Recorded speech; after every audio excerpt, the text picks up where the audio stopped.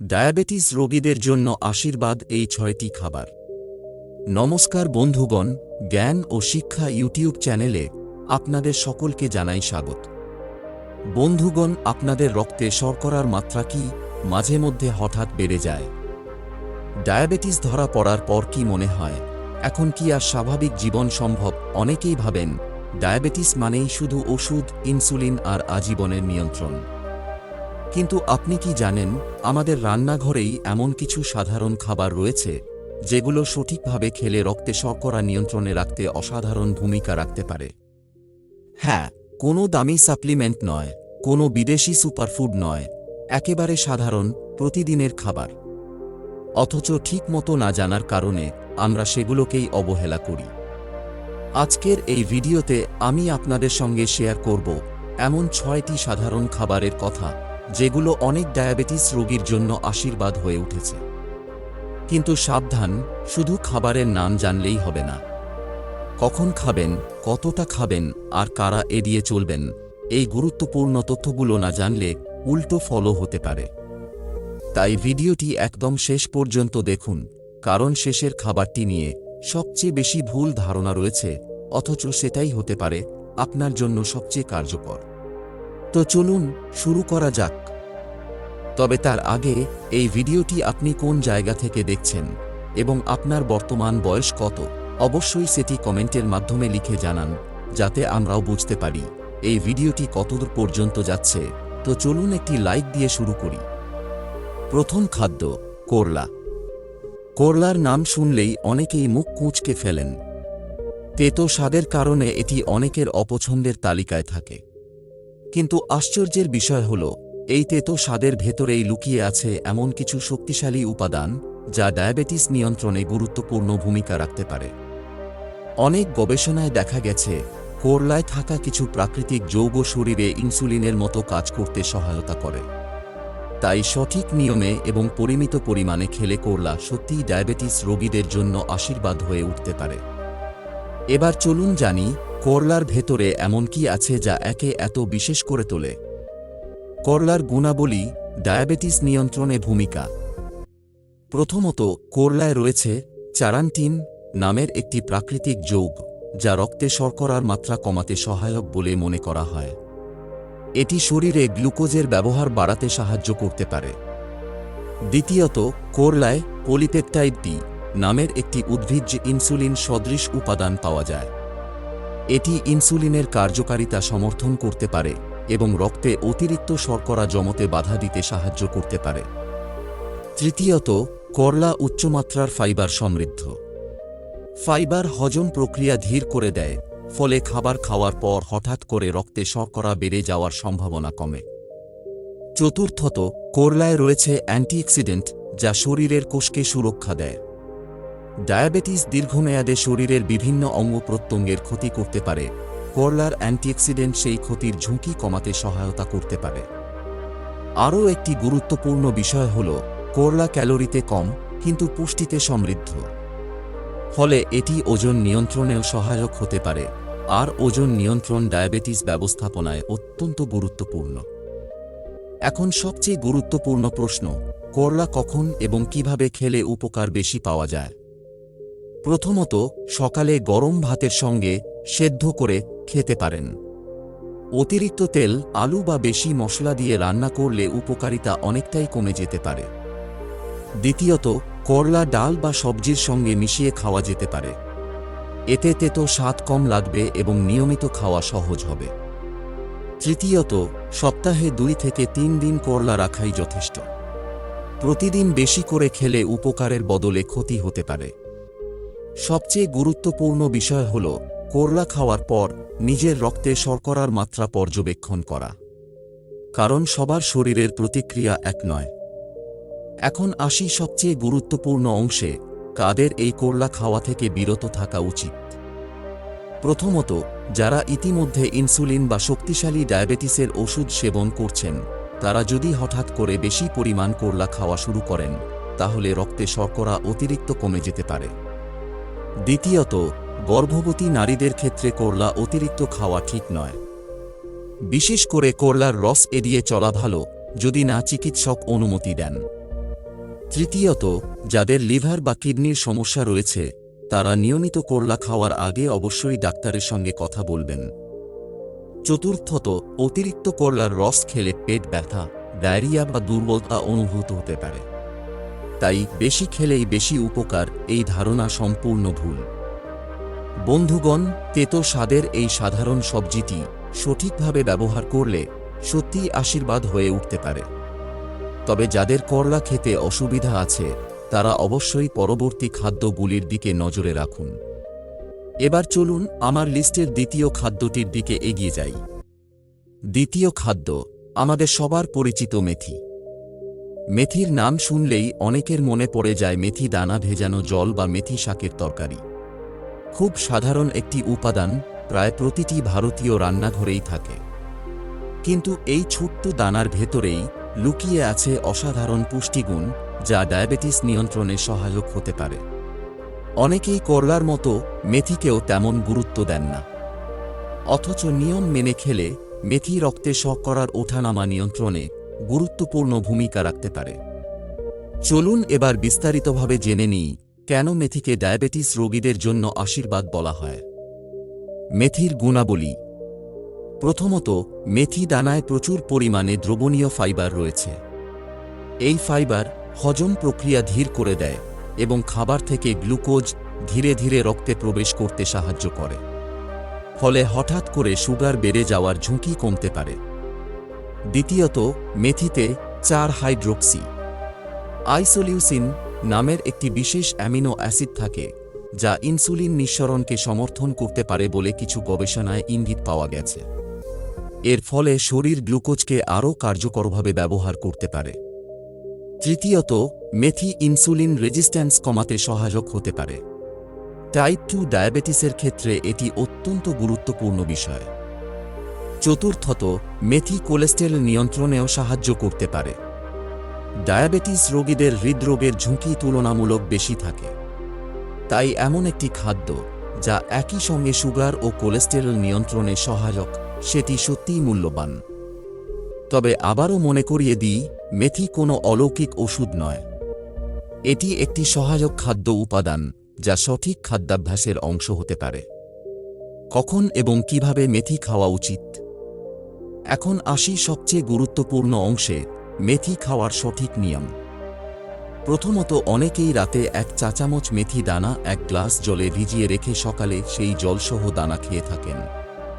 এটি একটি প্রচলিত পদ্ধতি, তবে পরিমাণ অবশ্যই নিয়ন্ত্রিত হওয়া উচিত। সাধারণত 1 চা চামচই যথেষ্ট। দ্বিতীয়ত, মেথি গুঁড়ো করে অল্প পরিমাণে হালকা গরম জলের সঙ্গে খাওয়া যেতে পারে, তবে দিনে একবারের বেশি নয়, যদি না চিকিৎসক বিশেষভাবে পরামর্শ দেন। তৃতীয়ত, মেথি শাকও ডায়েটে রাখা যেতে পারে। সপ্তাহে 1 থেকে 2 দিন মেথি শাক রান্না করে খেলে পুষ্টিগুণ পাওয়া যায়, আবার অতিরিক্ত হয়ে যায় না। চতুর্থত, যারা রুটি খান তারা আটার সঙ্গে অল্প মেথি গুঁড়ো মিশিয়ে রুটি বানাতে পারেন। এতে নিয়মিত অল্প পরিমাণে মেথি গ্রহণ করা সহজ হয়। সবচেয়ে গুরুত্বপূর্ণ বিষয় হল মেথি খাওয়া শুরু করার পর নিজের রক্তে শর্করার মাত্রা নিয়মিত পরীক্ষা করা। কারণ কারো ক্ষেত্রে দ্রুত ফল পাওয়া যেতে পারে, আবার কারো ক্ষেত্রে ধীরে কাজ করতে পারে। এবার দেখুন কাদের মেথি খাওয়া থেকে বিরত থাকা উচিত। প্রথমত, যারা ইনসুলিন বা ডায়াবেটিসের ওষুধ গ্রহণ করছেন তারা যদি হঠাৎ বেশি পরিমাণে মেথি খেতে শুরু করেন তাহলে রক্তে শর্করা অতিরিক্ত কমে যেতে পারে। তাই চিকিৎসকের সঙ্গে পরামর্শ করা অত্যন্ত জরুরি। দ্বিতীয়ত, অতিরিক্ত মেথি খেলে পেটের অস্বস্তি, গ্যাস বা ডায়রিয়া হতে পারে। তাই প্রাকৃতিক বলেই বেশি খাওয়া যাবে, এই ধারণা ভুল। তৃতীয়ত, গর্ভবতী নারীদের ক্ষেত্রে বেশি পরিমাণ মেথি গ্রহণ এড়িয়ে চলা উচিত, বিশেষ করে মেথি দানার নির্যাস বা অতিরিক্ত গুঁড়ো। চতুর্থত, যাদের থাইরয়েড বা অন্য কোনো দীর্ঘমেয়াদী অসুখ রয়েছে তারা নিয়মিত মেথি সেবনের আগে অবশ্যই চিকিৎসকের পরামর্শ নেবেন। সবশেষে মনে রাখবেন, ডায়াবেটিস নিয়ন্ত্রণ একটি সমন্বিত প্রক্রিয়া। শুধু একটি খাবারের উপর নির্ভর করে নয়, বরং সুষম খাদ্য, নিয়মিত ব্যায়াম, পর্যাপ্ত ঘুম এবং চিকিৎসকের নির্দেশ মেনে চলাই সবচেয়ে গুরুত্বপূর্ণ। বন্ধুগণ, ছোট্ট এই মেথি দানাকে অবহেলা করবেন না। সঠিক নিয়মে, পরিমিত পরিমাণে এবং সচেতনভাবে ব্যবহার করলে এটি সত্যিই ডায়াবেটিস নিয়ন্ত্রণের পথে আপনার সহায়ক হতে পারে। এবার চলুন আমার লিস্টের তৃতীয় খাদ্যের দিকে এগিয়ে যাই। তৃতীয় খাদ্য, টক দই। ডায়াবেটিস রোগীদের অনেকেই দই খাওয়া নিয়ে দ্বিধায় থাকেন। অনেকে ভাবেন, দই তো দুধ থেকে তৈরি, এতে কি সুগার বাড়বে না? আবার কেউ কেউ সম্পূর্ণ এড়িয়ে চলেন।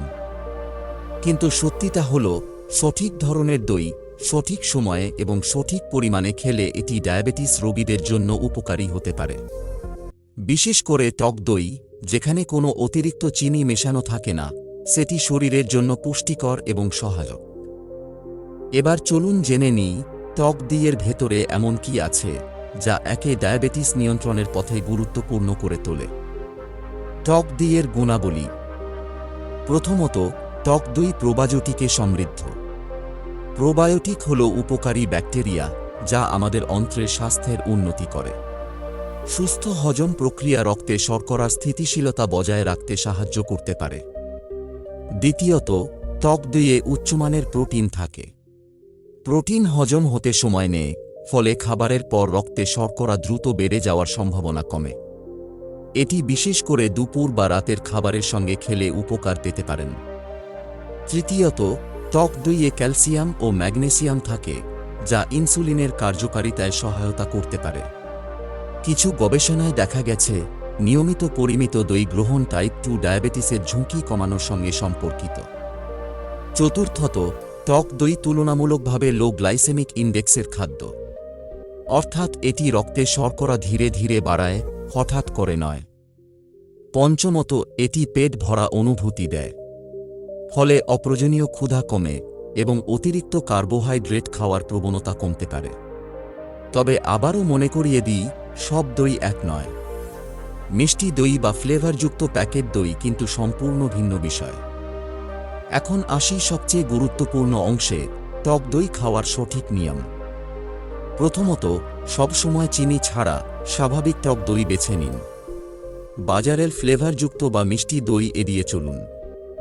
লেবেল পড়ে নিশ্চিত হন এতে কোনো অ্যাডেড সুগার নেই। দ্বিতীয়ত, দুপুরের খাবারের সঙ্গে এক ছোট বাটি টক দই খাওয়া যেতে পারে। এটি ভাত বা রুটির সঙ্গে ভারসাম্য তৈরি করে এবং হজমে সহায়তা করে। তৃতীয়ত, রাতে খেতে চাইলে অল্প পরিমাণে খান এবং খুব ঠান্ডা অবস্থায় নয়। ফ্রিজ থেকে বের করে কিছুক্ষণ রেখে স্বাভাবিক তাপমাত্রায় এনে খাওয়া ভালো। চতুর্থত, টক দইয়ের সঙ্গে ফল মেশাতে চাইলে কম গ্লাইসেমিক ফল ব্যবহার করুন, যেমন অল্প পরিমাণ আপেল বা পেয়ারা। তবে অতিরিক্ত ফল যোগ করবেন না। পঞ্চমত, যারা ওজন কমাতে চান তারা স্ন্যাক্স হিসেবে বিকেলে এক ছোট বাটি টক দই খেতে পারেন। এতে ক্ষুধা কমবে, আবার রক্তে শর্করাও স্থিতিশীল থাকবে। সবচেয়ে গুরুত্বপূর্ণ বিষয় হল পরিমাণ নিয়ন্ত্রণ। সাধারণত প্রতিদিন এক ছোট বাটি যথেষ্ট। সাবধানতা। এখন আসি সতর্কতার কথায়, যা অনেকেই উপেক্ষা করেন। প্রথমত, যাদের ল্যাকটোজ অসহিষ্ণুতা রয়েছে তারা দই খাওয়ার আগে সতর্ক থাকবেন। যদিও দই দুধের তুলনায় সহজপাচ্য, তবু সবার শরীর একভাবে গ্রহণ নাও করতে পারে। দ্বিতীয়ত, কিডনি সমস্যায় ভুগছেন এমন রোগীরা প্রোটিন গ্রহণের পরিমাণ সম্পর্কে চিকিৎসকের পরামর্শ নেবেন, কারণ দইয়ে প্রোটিন থাকে। তৃতীয়ত, যাদের ঠান্ডা কাশির প্রবণতা বেশি তারা রাতে বেশি পরিমাণ দই খাওয়া এড়িয়ে চলুন। চতুর্থত, কখনোই মিষ্টি দইকে টক দইয়ের বিকল্প ভাববেন না। অনেকেই ভাবেন অল্প মিষ্টি তো ক্ষতি করবে না, কিন্তু নিয়মিত করলে সেটি সুগার নিয়ন্ত্রণের পথে বাধা হয়ে দাঁড়াতে পারে। সবশেষে আবারও মনে রাখুন, টক দই একটি সহায়ক খাদ্য। এটি ওষুধের বিকল্প নয়। নিয়মিত রক্তে শর্করা পরীক্ষা, সুষম খাদ্যাভ্যাস এবং চিকিৎসকের নির্দেশ, এই তিনটি বিষয়ই সবচেয়ে গুরুত্বপূর্ণ। বন্ধুগণ, সঠিকভাবে বেছে নেওয়া এবং সঠিক নিয়মে খাওয়া টক দই আপনার ডায়েটের একটি শক্তিশালী অংশ হতে পারে। এবার চলুন আমার লিস্টের চতুর্থ খাদ্যের দিকে এগিয়ে যাই।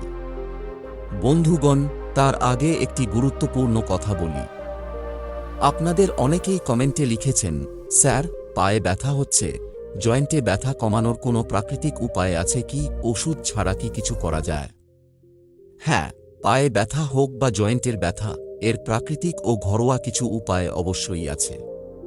এমন কিছু সহজ পদ্ধতি আছে যা সঠিকভাবে মেনে চললে অনেক ক্ষেত্রেই উপকার পাওয়া যায়।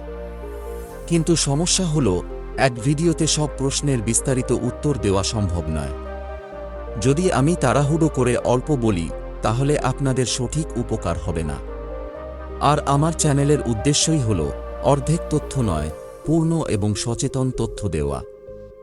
তাই বন্ধুগণ, যদি আপনারা সত্যিই চান পায়ের ব্যথা, হাঁটুর ব্যথা, জয়েন্টের ব্যথা নিয়ে একটি বিস্তারিত প্রাকৃতিক সমাধানের ভিডিও, তাহলে এখনই একটি ছোট কাজ করুন।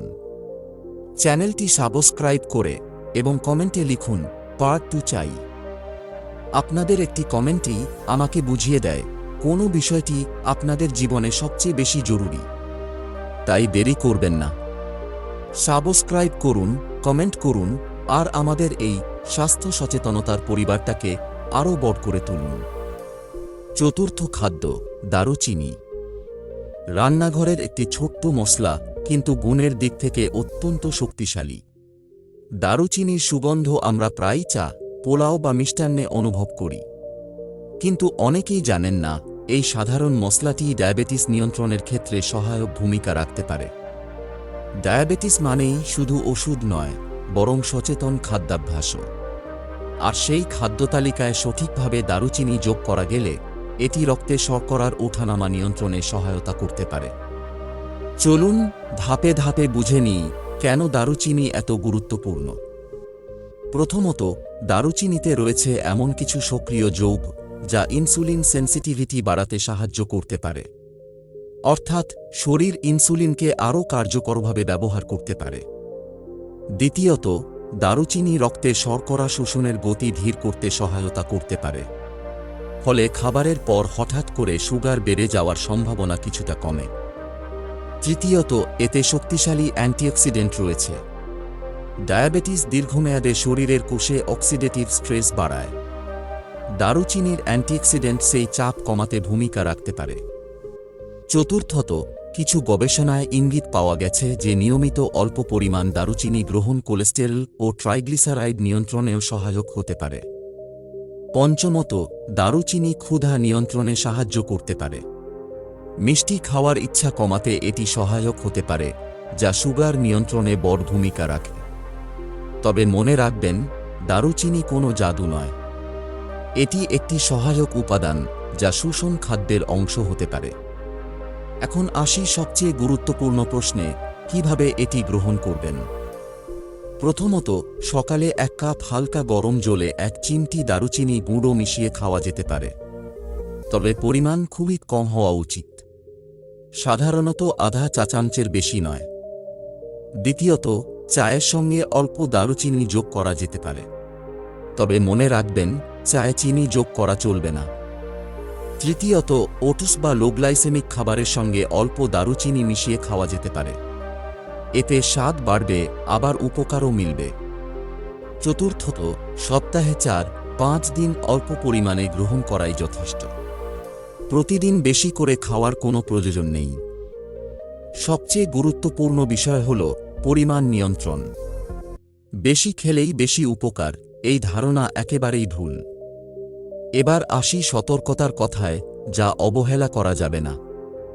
প্রথমত, অতিরিক্ত দারুচিনি গ্রহণ লিভারের উপর চাপ ফেলতে পারে। বিশেষ করে ক্যাসিয়া জাতের দারুচিনিতে কুমারিন নামক উপাদান বেশি থাকে, যা অতিরিক্ত পরিমাণে ক্ষতিকর হতে পারে।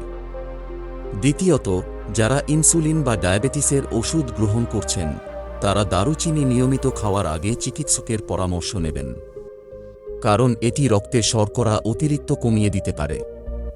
তৃতীয়ত, গর্ভবতী বা স্তন্যদানকারী নারীদের ক্ষেত্রে অতিরিক্ত দারুচিনি গ্রহণ এড়িয়ে চলা উচিত।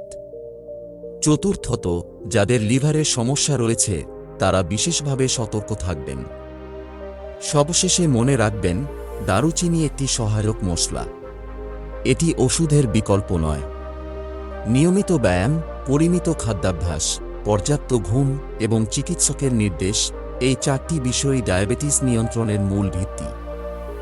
বন্ধুগণ, রান্নাঘরের ছোট্ট এই মশলাটি যদি সঠিকভাবে ব্যবহার করা যায়, তবে এটি আপনার ডায়েটের একটি শক্তিশালী অংশ হয়ে উঠতে পারে। ছোট পরিমাণ, নিয়মিত সচেতনতা আর নিজের শরীরের প্রতিক্রিয়া পর্যবেক্ষণ, এই তিনটি বিষয় মাথায় রাখলেই আপনি দারুচিনির উপকার পেতে পারেন। এবার চলুন আমার লিস্টের পঞ্চম খাদ্যের দিকে এগিয়ে যাই। পঞ্চম খাদ্য, ওটস। আজকাল অনেকেই সকালের নাশতায় ওটস খাওয়ার অভ্যাস করছেন। কিন্তু ডায়াবেটিস রোগীদের জন্য ওটস শুধু একটি ট্রেন্ডি খাবার নয়, বরং এটি হতে পারে একটি কার্যকর ও সচেতন পছন্দ। অনেকেই প্রশ্ন করেন, ওটস কি সত্যিই সুগার কমায়? উত্তরটি একটু ব্যাখ্যার দাবি রাখে। ওটস সরাসরি সুগার কমিয়ে দেয় না, কিন্তু এটি এমনভাবে কাজ করে যাতে রক্তে শর্করার ওঠানামা অনেকটাই নিয়ন্ত্রিত থাকে। চলুন ধাপে ধাপে বুঝে নিই কেন ওটস ডায়াবেটিস নিয়ন্ত্রণের পথে গুরুত্বপূর্ণ একটি খাদ্য। প্রথমত, ওটসে রয়েছে উচ্চমাত্রার দ্রবণীয় ফাইবার, বিশেষ করে বেটা-গ্লুকান। এই বেটা-গ্লুকান হজম প্রক্রিয়াকে ধীর করে দেয়, ফলে খাবারের পর গ্লুকোজ ধীরে ধীরে রক্তে প্রবেশ করে। এতে হঠাৎ সুগার বেড়ে যাওয়ার ঝুঁকি কমে। দ্বিতীয়ত, ওটসের গ্লাইসেমিক ইন্ডেক্স তুলনামূলকভাবে কম, বিশেষ করে যদি এটি প্রক্রিয়াজাত বা ইনস্ট্যান্ট না হয়। লো গ্লাইসেমিক ইন্ডেক্সের খাবার রক্তে শর্করাকে স্থিতিশীল রাখতে সহায়তা করে। তৃতীয়ত, ওটস দীর্ঘ সময় পেট ভরা রাখে, ফলে অপ্রয়োজনীয় ক্ষুধা কমে যায় এবং মাঝে মধ্যে অস্বাস্থ্যকর স্ন্যাক্স খাওয়ার প্রবণতা কমতে পারে। ওজন নিয়ন্ত্রণে এটি বড় ভূমিকা রাখতে পারে। চতুর্থত, ওটস হৃদরোগের ঝুঁকি কমাতে সহায়ক হতে পারে। ডায়াবেটিস রোগীদের ক্ষেত্রে হৃদরোগের ঝুঁকি বেশি থাকে। ওটসের ফাইবার কোলেস্টেরল নিয়ন্ত্রণে সাহায্য করতে পারে। পঞ্চমত, ওটসে রয়েছে ম্যাগনেসিয়াম, আয়রন এবং কিছু গুরুত্বপূর্ণ ভিটামিন। এই পুষ্টিগুণ শরীরের সামগ্রিক কার্যকারিতা উন্নত রাখতে সহায়তা করে। তবে একটি বিষয় স্পষ্ট করে বলা দরকার, সব ধরনের ওটস সমান উপকারী নয়। প্রক্রিয়াজাত, ফ্লেভারযুক্ত বা চিনি মেশানো ওটস ডায়াবেটিস রোগীদের জন্য উপযুক্ত নয়। কখন এবং কিভাবে ওটস খাওয়া উচিত? এখন আসি সবচেয়ে গুরুত্বপূর্ণ অংশে, সঠিক পদ্ধতি। প্রথমত, সকালের নাশতায় ওটস খাওয়া সবচেয়ে উপযোগী। সারাদিনের শক্তি যোগাতে এটি সহায়ক, আবার রক্তে শর্করার মাত্রা স্থিতিশীল রাখতেও সাহায্য করে। দ্বিতীয়ত, রোলড ওটস বা স্টিল কাট ওটস বেছে নেওয়া ভালো। ইনস্ট্যান্ট ওটস এড়িয়ে চলুন, কারণ এগুলো দ্রুত হজম হয় এবং সুগার দ্রুত বাড়াতে পারে। তৃতীয়ত, ওটস রান্না করার সময় চিনি ব্যবহার করবেন না। এর পরিবর্তে অল্প দারুচিনি বা কিছু বাদাম যোগ করতে পারেন। এতে স্বাদ বাড়বে, কিন্তু সুগার বাড়বে না। চতুর্থত, ফল যোগ করতে চাইলে কম গ্লাইসেমিক ফল বেছে নিন, যেমন অল্প পরিমাণ আপেল বা বেরি জাতীয় ফল। তবে অতিরিক্ত ফল ব্যবহার করবেন না। পঞ্চমত, পরিমাণ নিয়ন্ত্রণ অত্যন্ত গুরুত্বপূর্ণ। সাধারণত আধা কাপ শুকনো ওটস একবারের জন্য যথেষ্ট। বেশি পরিমাণে খেলেও কার্বোহাইড্রেট বেড়ে যাবে, যা সুগার বাড়াতে পারে। সবচেয়ে গুরুত্বপূর্ণ বিষয় হল, ওটসকে সুষম খাদ্যের অংশ হিসেবে রাখুন। শুধুমাত্র ওটস খেয়ে ডায়াবেটিস নিয়ন্ত্রণ সম্ভব নয়। বন্ধুগণ, এবার আসি সতর্কতার কথায়। কারা কারা ওটস খাওয়া থেকে বিরত থাকতে পারেন? প্রথমত, যাদের গ্লুটেন সংবেদনশীলতা রয়েছে, তারা নিশ্চিত হয়ে নিন যে ওটস গ্লুটেন ফ্রি এবং ক্রস কন্টামিনেশন মুক্ত। দ্বিতীয়ত, অতিরিক্ত ওটস খাওয়া ঠিক নয়। যদিও এটি স্বাস্থ্যকর, তবুও এটি একটি কার্বোহাইড্রেট উৎস। অতিরিক্ত গ্রহণে রক্তে শর্করা বাড়তে পারে। তৃতীয়ত, যারা ইনসুলিন বা ডায়াবেটিসের ওষুধ গ্রহণ করছেন, তারা খাদ্যাভ্যাসে বড় পরিবর্তন আনার আগে চিকিৎসকের সঙ্গে পরামর্শ করুন। চতুর্থত, প্যাকেটজাত ওটস কেনার সময় লেবেল ভালোভাবে পড়ুন। হেলদি লেখা থাকলেই সেটি সুগার ফ্রি হবে, এমন নয়।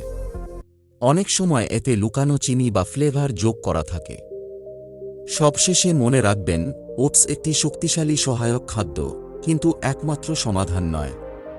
নিয়মিত হাঁটা, ব্যায়াম, পর্যাপ্ত ঘুম এবং মানসিক চাপ নিয়ন্ত্রণ, এগুলিও সমান গুরুত্বপূর্ণ। বন্ধুগণ, সচেতনভাবে বেছে নেওয়া এবং সঠিকভাবে প্রস্তুত করা ওটস আপনার সকালের প্লেটকে শুধু পুষ্টিকর নয়, বরং ডায়াবেটিস নিয়ন্ত্রণের পথে সহায়ক করে তুলতে পারে। বন্ধুগণ, আজকের ভিডিওতে আমরা এমন 5টি সাধারণ খাবারের কথা জানলাম যেগুলো সঠিকভাবে এবং পরিমিত পরিমাণে খেলে ডায়াবেটিস নিয়ন্ত্রণের পথে আপনাকে সহায়তা করতে পারে।